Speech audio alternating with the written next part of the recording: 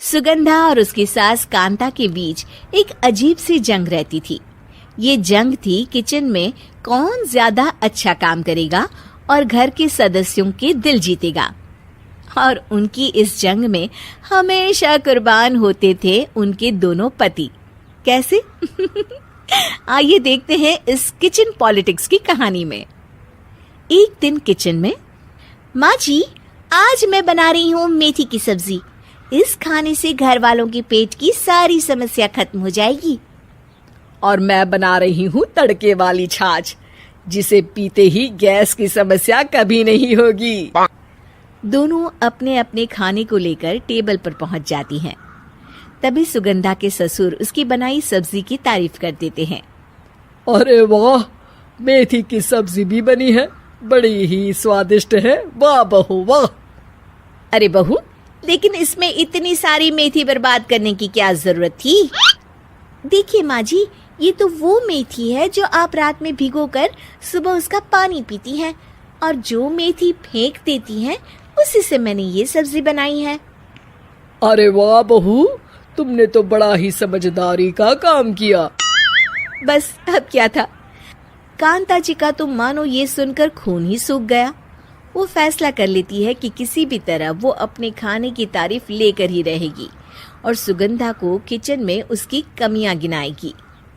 Kanta fridge खोलकर देख रही होती है और फिर सुगंधा से कहती है, अरे बहू, ये क्या, पूरा फ्रिज गंदा पड़ा है। तभी वहाँ सुगंधा का पति आ जाता है।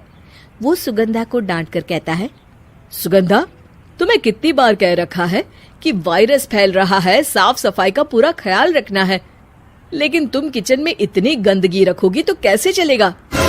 सुगंधा सास की तरफ देखती है जहाँ वो मुस्कुरा रही होती है। सुगंधा समझ जाती है कि सास ने उससे बदला लेने के लिए ये सब किया है। दोनों रात के खाने की तैयारी में लग जाती हैं। दोनों ना एक दूसरे की तरफ देखती हैं और ना ही एक दूसरे से बातें करती हैं। रात को खाने की टेबल पर एक एक कर दोनों कई तरह के अलग अलग व्यंजन टेबल पर लगा देती हैं और अपने अपने पति के पास जाकर खड़ी हो जाती हैं। अरे खाइए जी खाइए, मैंने बड़ी मेहनत से बनाया है। प्लेट में वो खाना डालती हैं। सुगंधा भी दोनों की प्लेट में खाना डालते हुए कहती है, बड़ी ही मेहनत लगी है इस खाने को बनाने में। हाँ, दोनों को ना चाहते हुए भी सारा खाना खाना पड़ता है। कहीं दही तो कहीं मलाई तो कहीं मसाला।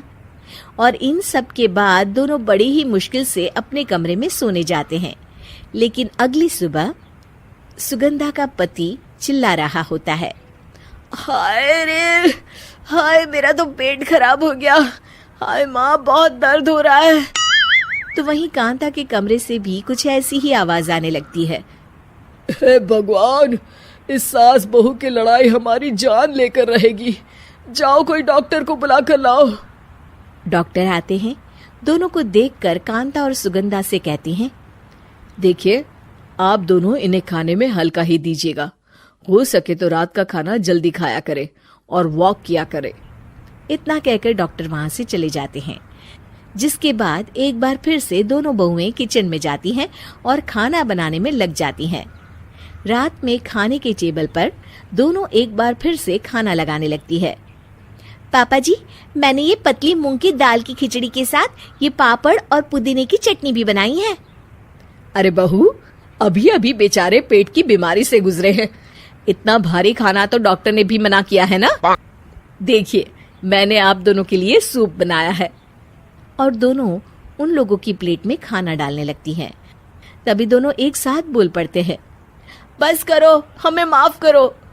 हमें नहीं खाना इस घर में, ना खिचड़ी और ना ही सूप। हम इंसान हैं, एक वक्त में एक ही खाना खा सकते हैं। बस करो, हमें माफ करो। हमें नहीं खाना इस घर में, ना खिचड़ी और ना ही सूप। हम इंसान हैं, एक वक्त में एक ही खाना खा सकते हैं। इतना कहकर वो दोनों वहां से चले जाते हैं। कहानी का अंत। आप लोग उम्मीद कर रहे होंगे कि अंत में सब ठीक हो जाएगा। नहीं जनाब, अगर सास बहू के बीच सब ठीक हो जाए तो आप ये सीरीज देखे ही क्यों? तो मजा लीजिए इस चैनल में सास बहू से जुड़ी कहानियों का, क्योंकि ये ऐसा रिश्ता है जिसकी मिठास उसकी खटास में हमेशा ज्यादा ही रहती है।